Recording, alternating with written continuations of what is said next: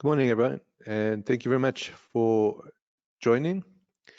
This is the morning market review. It's Wednesday, it's the 7th of December, 2022. My name is Russell Shaw, I'm a Senior Market Specialist at FXCM, and my email address rshaw@fxcm.com. Just turning on the camera, should come on shortly. In the meantime, I'm going to bring up the high risk investment warning. Keep this on screen for a few moments.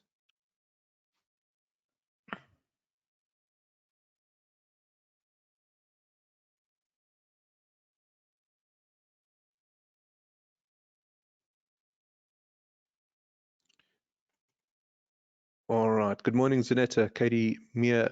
Really terrific to have you on the webinar. Thank you, everyone, for joining. Let me bring up the market commentaries disclaimer. Going to keep this on screen for a few moments as well. And we'll go for 15 minutes here, and then we'll switch to the crypto minute. All right, here's our references: MarketScope, TradingView, and Forex Factory. I just want to go straight through to Forex Factory first. Okay, so we've got the Bank of Canada today. Okay, so if anybody's trading any loonie pairs, just be aware that you've got the loonie at 5 p.m. ZA, which would be 3 p.m. UK. This is interesting. Non-farm productivity and labor cost. I think let this come through, and potentially we can talk about it tomorrow. Productivity is a really good way to measure contribution to GDP, so we'll keep an eye on that. But for today, the big one is the rate expectations out of the Bank of Canada, and we have 50 basis points expected there. All right, let's go through to this chart over here, and then what we'll do is I think we'll take a look at the day trading layout, see if we have any potentials on the day trading layout.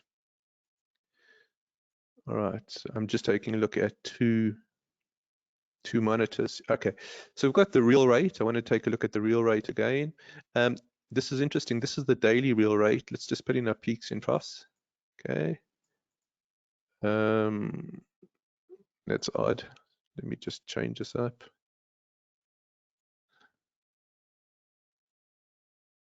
Okay, and let me change this color.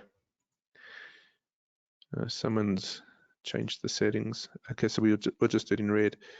Here's an impulse down, correction up, impulse down, correction up. So there's already a lower peak, lower trough. That's a downtrend for the real rate on the daily. Okay, impulse down. Now take a look here. This is where it gets important, because it's easy to see what's happened to the left. What's happening onto the right of the chart, not so easy, right? But it looks to me as if we are in the perhaps end of a corrective move. Now, I'm not sure if that's going to play out or not, but of course, it is something that we can keep our eye on. In other words, are we going to get a reference candle here? Okay, so that's what we're looking for, reference candle. Why is that important? Well, the chart underneath is the US dollar, and take a look at the US dollar. Impulse move down. I've been a little liberal with the movement there, but I think that it sticks to the spirit of the trend. Corrective move up. Impulse down. Corrective move up. Okay. Again, impulse down.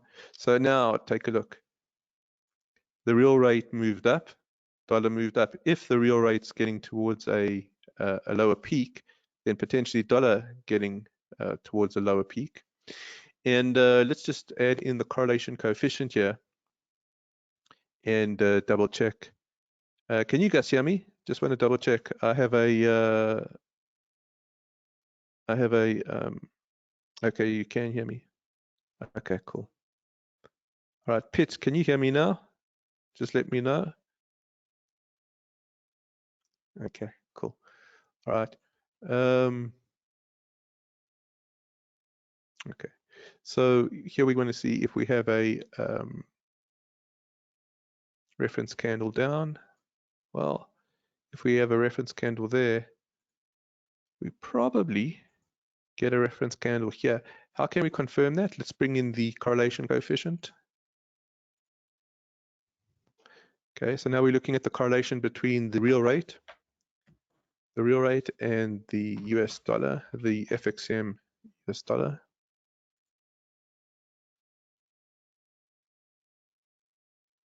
Okay, and it's a remarkably strong positive correlation. It's at 89%.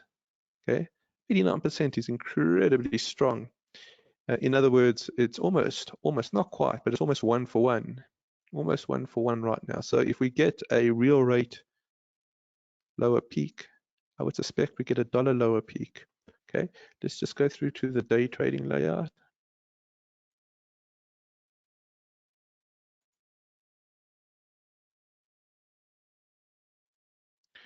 Okay, it hasn't loaded up. We'll just use the main layout for now. Just try once more.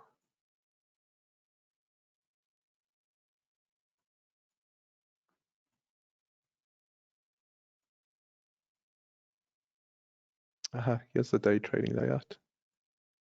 Bring that across. All right, let's just take a look at the US dollar on the day trading layout.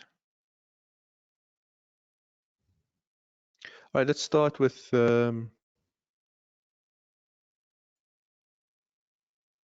we'll start with the daily chart. So here's the fast stochastic.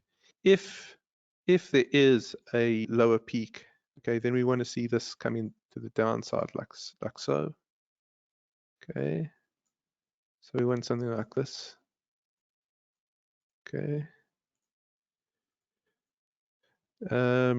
which we don't have at the moment. Let's go down to the hourly. Okay, hourly still in the top channel that's between the upper red, upper blue. But take a look at the statistics. Stochastics is showing signs of slowing. Stochastic here has dropped below 50. So what I'm suggesting, okay, what I'm suggesting is that we want to just keep an eye on the real rate. We want to see if that affects the US dollar here. And the way that we can see that perhaps there is some sort of effect going on. The fast stochastic has now dropped below 50, and it's threatening to drop out of zone 1. So we've got 8 minutes, and we may end in zone 2. In other words, it takes us out of this channel here. And so we're not quite in business yet with the dollar, but I think that it's something that I'm going to put onto my watch list to see if we can get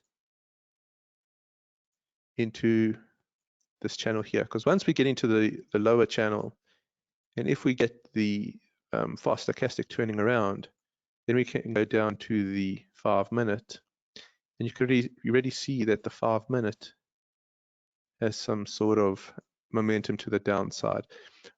I want to just reiterate, why is that? Why is that? It's all starting from this point, intermarket technical analysis. There's intermarket relationships at work here.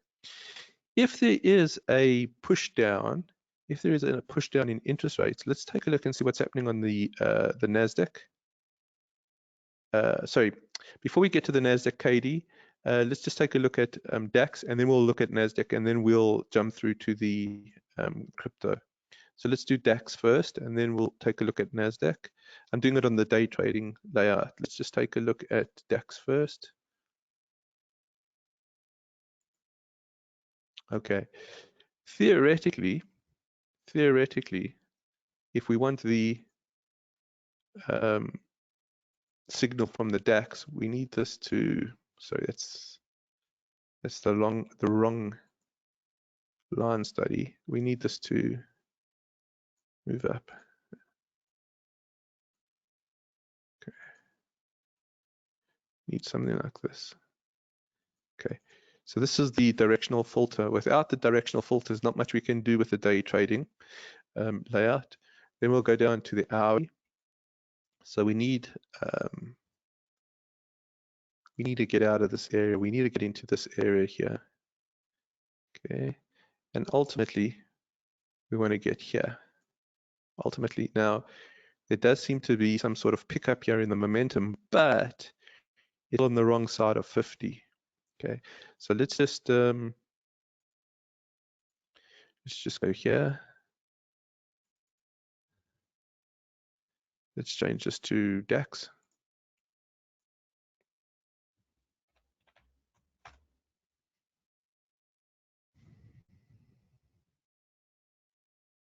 Okay, let's change the correlation coefficient here to DAX.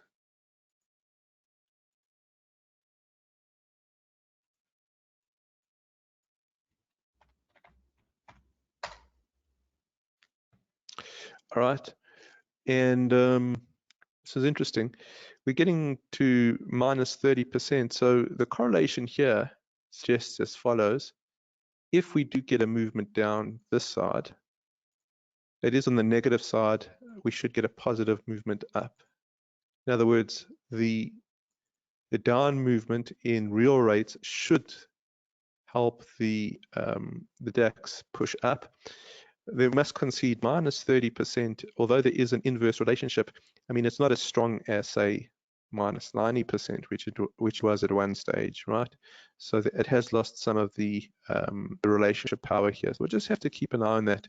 The dollar seems much more aligned with the direction of real rates at the moment than the DAX, possibly because the ECB is now starting to move as well, and perhaps it's decoupling. Perhaps the DAX decoupling from US rates, US real rates, which is what we're using as a proxy. So just keep an eye on that. Let's just go back to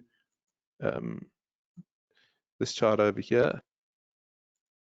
We want to just keep an eye on the DAX.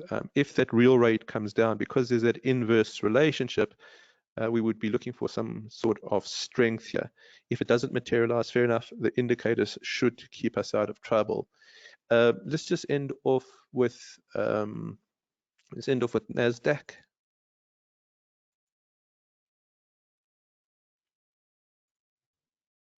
All right.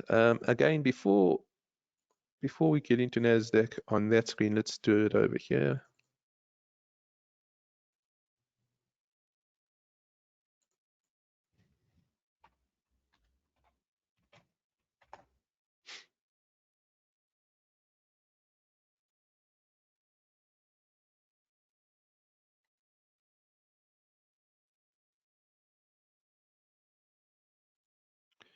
All right, and let's throw the correlation coefficient in as well.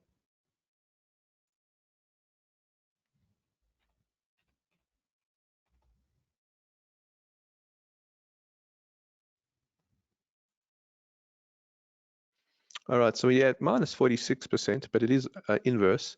Again, I would have expected this to be a little stronger, but nevertheless, it's at minus 46. So what we're suggesting is that if the real rate does show some signs of weakness, it should theoretically add some level of support to the NASDAQ.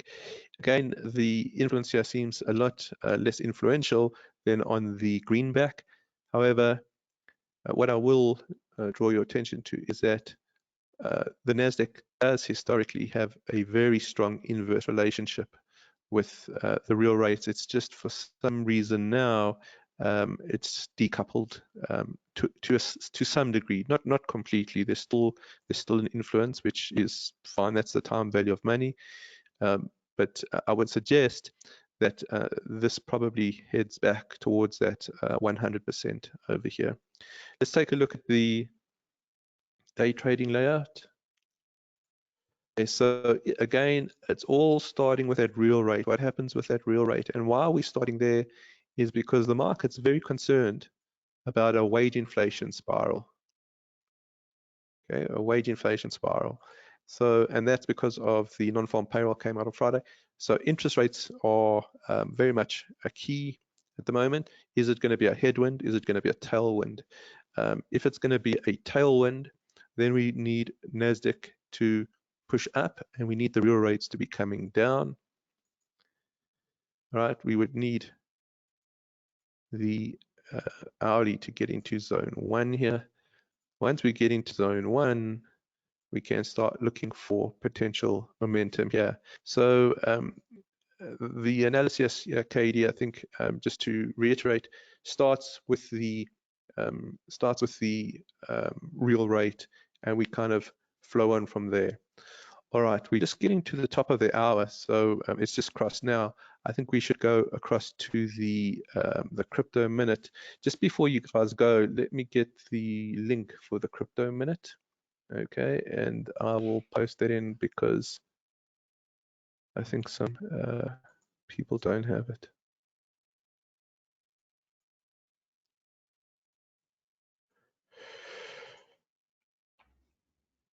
Okay, I've just popped that into the chat. I'm going to just wait. Oh, I've actually sent it to Shadrach. Let me send it to everyone. So Shadrach, you got it straight through to you now. It should have gone through to everyone. Okay, so everyone should have the link now.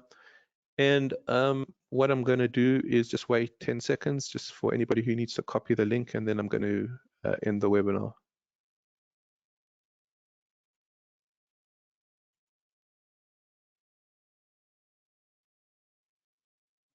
Okay. All right, guys, wrapping up here. I'll catch you in the next webinar.